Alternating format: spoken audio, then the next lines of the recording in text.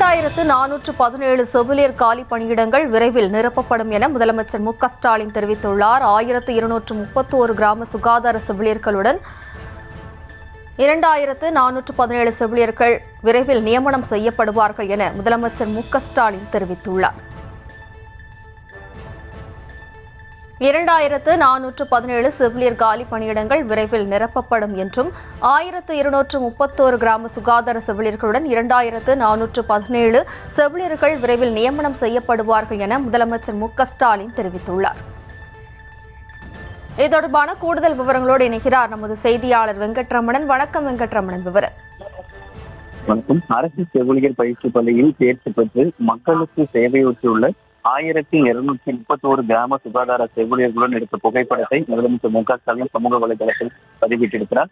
மேலும் 2417 காலி பணியிடங்களுக்கும் விரைவில் MRV மூலம் பணிகள் நிரப்பப்படும் என முதலமைச்சர் மு.க.ஸ்டாலின் தெரிவித்திருக்கிறார். இன்றைய தினம் காலை சேப்பாக்கத்தில் இருக்கக்கூடிய கலைவாணர் அரங்கத்தில் மருத்துவம் மற்றும் மக்கள் நல்வாழ்வுத்துறை சார்பாக நடைபெற்ற அரசு செவிலியர் பயிற்சி பள்ளியில் பயின்றவர்களுக்கும் அதே போல 1156 கிராம சுகாதார செவிலியர்கள் மற்றும் 75 துணை செவிலியர் பணியிடங்களுக்கு முன்பதிவு செய்யப்பட்டிருந்த நபர்களுக்கு முதலமைச்சர் மு.க.ஸ்டாலின் நேரடியாக பணி நியமன ஆணைகளை வழங்கினார்.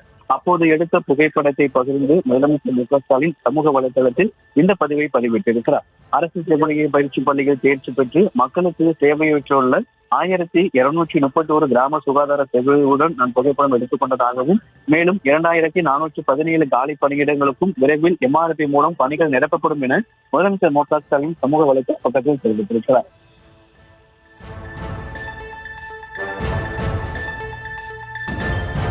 விவரங்களுக்கு நன்றி வெங்கட்ரமணன்.